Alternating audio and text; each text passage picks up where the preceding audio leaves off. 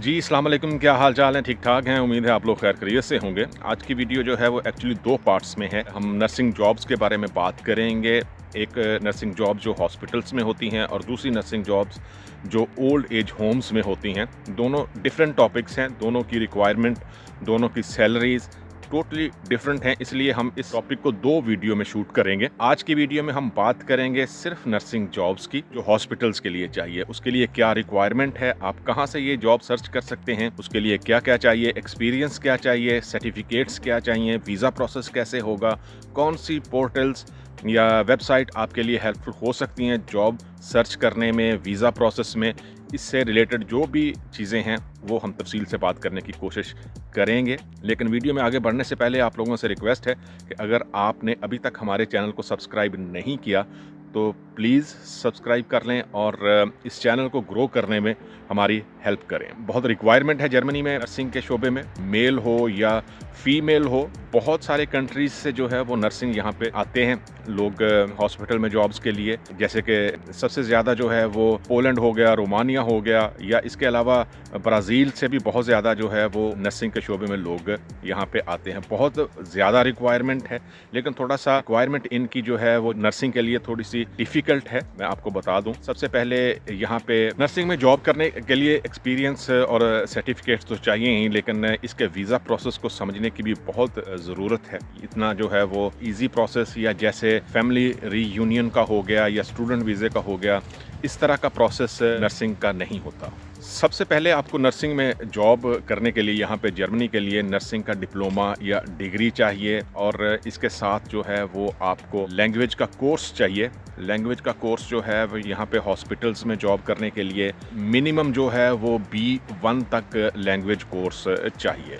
और नर्सिंग के लिए डिप्लोमा जो है वो GNM या BS नर्सिंग का जो डिप्लोमा होता है या डिग्री होती है वो आपको इसके लिए होनी चाहिए, और इसके साथ एक्सपीरियंस आपका हॉस्पिटल्स में जॉब का या किसी भी ऐसी क्लिनिक्स में जॉब्स का होना चाहिए, ताकि आप यहाँ पे अप्लाई कर सकें। जो भी आपके डिप्लोमा है या आपके सर्टिफिकेट्स हैं उनकी अनएकेनु या तस्दीक के लिए आपको अप्लाई करना होता है कि आपके जो लैंग्वेज या आपके जो एजुकेशनल सर्टिफिकेट्स हैं वो जर्मनी के स्टैंडर्ड के मुताबिक हैं। इसको तस्दीक सबसे पहले करवानी होती है। जैसे कि पाकिस्तान में हायर एजुकेशन से जो है वो सबसे पहले तस्दीक होती है आपके डॉक्यूमेंट्स की, अगर आपने किसी भी जगह पे अप्लाई करवाना है या करना है। तो इंडिया का मुझे नहीं पता कि वहाँ पे ऐसा कोई सिस्टम है या नहीं, लेकिन सबसे पहले आपको अनएकेनु कहते हैं इसको जर्मनी में, जर्मन लैंग्वेज में तस्दीक करवानी होती है कि आपके जो भी डॉक्यूमेंट्स हैं वो ओरिजिनल हैं और आपका जो स्टैंडर्ड है वो जो जर्मन स्टैंडर्ड रिक्वायर्ड है उसके मुताबिक है।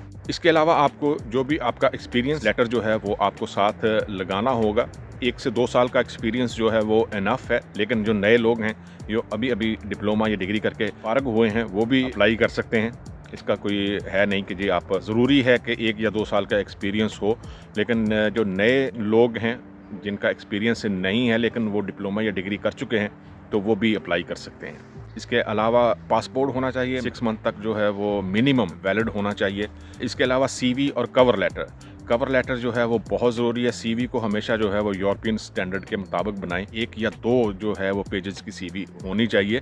आप ऑनलाइन भी सर्च कर सकते हैं, बहुत सारी ऐप हैं जो आपको CV बनाने में हेल्पफुल हो सकती हैं। कवर लेटर जो है उसको हमेशा किसी से मशवरा करके ऑनलाइन सर्च करके हमेशा जो है वो अच्छा बनाने की कोशिश करें। उसमें आप पॉइंट टू पॉइंट बात करें, बहुत ज़्यादा जो है वो कहते हैं नॉवल लिखने की ज़रूरत नहीं है। ये रिक्वायरमेंट है आपके वीज़ा के लिए। इसके अलावा मरहला आता है जी आपके वीज़ा प्रोसेस का, जिसमें सबसे पहले आपको एक जॉब तलाश करनी होती है। उसके लिए मैं रिकमेंड करता हूँ 3 जो हैं वो वेबसाइट्स हैं। अगर आप उन पे अपना CV अपलोड करेंगे या आप वहाँ पे रजिस्टर्ड होंगे तो बहुत हेल्पफुल हो सकता है। एक जर्मनी की वेबसाइट है मेक इट इन जर्मनी, बहुत हेल्पफुल है। आप ज़रूर रजिस्टर्ड हो, वहाँ पे आप इजीली जॉब तलाश कर सकते हैं। दूसरी वेबसाइट स्टेपस्टोन पे आप जाके वहाँ पे अपना CV अपलोड कर सकते हैं, वहाँ पे रजिस्टर्ड हो सकते हैं। तीसरी है इंडीड पे भी बहुत ज़्यादा जो है वो नर्सिंग की जॉब्स आती हैं, आप वहाँ पे ज़रूर रजिस्टर्ड हों। ये 3 वेबसाइट हैं वहाँ पे ज़रूर नर्सिंग से रिलेटेड जॉब्स तलाश करने की कोशिश करें। इसके अलावा जैसे कि मैंने पहले भी बात की, आपको अपने डिग्री या सर्टिफिकेट्स जो है वो उनकी अन्य कानून या तस्दीक की ज़रूरत होगी, जो यहाँ का हेल्थ ऑफिस जो है वो जो हेल्थ डिपार्टमेंट जो है वो करता है, और इसमें तकरीबन 4 से 6 माह लग सकते हैं। आपको ऑनलाइन जो है ये करना होगा। आप जर्मन हेल्थ ऑफिस या उनकी वेबसाइट पे जाके ईज़िली जो है वो वहाँ पे रजिस्टर्ड हो सकते हैं, और वहाँ पे जाके आप ये प्रोसेस कंप्लीट कर सकते हैं। और इसी प्रोसेस के साथ आप अपने लैंग्वेज के कोर्स कर सकते हैं, या आप और ज़्यादा एक्सपीरियंस जो है वो हासिल कर सकते हैं। लेकिन ये प्रोसेस जो है वो 4 से 6 माह तक हो सकता है। इसके बाद जो मरहला आता है वो है जी वीज़ा प्रोसेस का। आप किसी भी जर्मन कॉन्सुलेट या एम्बेसी से जो है वो फॉर्म वहाँ से डाउनलोड करें और उसको फिल करके वहाँ पे आप एप्लीकेशन दे सकते हैं अपॉइंटमेंट लेने के बाद, जब भी अपॉइंटमेंट होगी आपकी।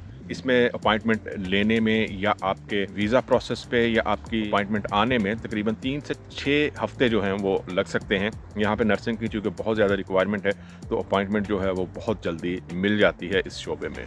इसके बाद मरहला आता है जी अपॉइंटमेंट का। जब आप इंटरव्यू के लिए जाते हैं, अगर आपके पास सारे डॉक्यूमेंट्स पूरे हैं, जैसा कि मैंने आपको बताया, लैंग्वेज कोर्स, आपके पास पासपोर्ट है, जो भी रिक्वायरमेंट है उनकी, जो भी डिग्री है या डिप्लोमा है, वो अगर आपके पास है तो इंटरव्यू का प्रोसेस होता है। और ये प्रोसेस इतना लंबा नहीं होता। अगर आपने पहले से जो है वो जर्मन ऑफिस से या हेल्थ ऑफिस से आपने अपने जो डॉक्यूमेंट्स हैं या आपका डिप्लोमा या डिग्री या जो भी है, आपने उनसे अगर तस्दीक करवा ली हो।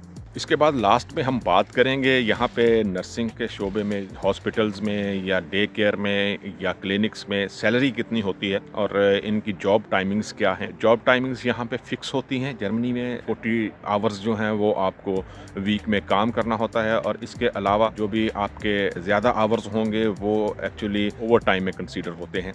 लेकिन ये आपके जो जॉब कॉन्ट्रैक्ट है या वर्क कॉन्ट्रैक्ट है उस पर रिलेटेड होता है। इसकी सैलरी जो है वो तकरीबन 2500 यूरो से स्टार्ट होती है। अगर आप नए हैं, आपके पास कोई एक्सपीरियंस नहीं है, तो 2500 से लेके 3500 तक सैलरी हो सकती है। और इसके अलावा जो आपके ओवर टाइम्स हैं और जो भी आपको अदर बेनिफिट्स जो जहाँ पे मिलेंगे, जो रेगुलर लोगों को मिलते हैं, वो इसके अलावा होंगे। लेकिन अगर आपके पास एक्सपीरियंस है और आपके पास 2 साल का 4 साल का एक्सपीरियंस है और आप स्पेशलिस्ट हैं, जैसे ऑपरेशन थिएटर हो गए या इस तरह से रिलेटेड किसी भी जगह पे आपका एक्सपीरियंस ज़्यादा है, तो आपकी सैलरी जो है वो 4000 यूरो से स्टार्ट हो सकती है। इसके अलावा अगर आप इस नर्सिंग के जॉब के वीज़े पे यहाँ पे हैं, तो आप ब्लू कार्ड के लिए अप्लाई कर सकते हैं। ब्लू कार्ड का सबसे ज़्यादा बेनिफिट ये होता है कि आप अपनी फैमिली को बुला सकते हैं यहाँ पे। आप मुस्तकिल तौर पे यहाँ पे सेटल हो सकते हैं। फैमिली बुलाने के लिए एक्चुअली जो है वो हस्बैंड है या आपकी वाइफ है, उसको अपने कंट्री से लैंग्वेज कोर्स करना पड़ता है। लेकिन ब्लू कार्ड पे अगर आप अपनी फैमिली को अप्लाई कर रहे हैं, तो आपको आपकी जो भी वाइफ है या आप के हस्बैंड हैं, उनको किसी भी लैंग्वेज कोर्स की ज़रूरत नहीं होती। तो ये सैलरीज़ हैं। इसके अलावा क्रिसमस के पैसे हो गए या छुट्टियों के पैसे हो गए, ये इसके अलावा हो सकते हैं। लेकिन ये सब कुछ जो है वो आपके वर्क कॉन्ट्रैक्ट पे जो है वो लिखा होता है। उसको गौर से पढ़ें तो आपको सारी इन्फॉर्मेशन जो है वो वहाँ से मिल सकती है। जो नए लोग हैं उनकी सैलरी जो है वो 2500 यूरो से स्टार्ट होगी, मैक्सिमम जो है 3500। और इसके अलावा जो एक्सपीरियंस लोग हैं उनकी सैलरी जो है वो 4000 यूरो से भी स्टार्ट हो सकती है।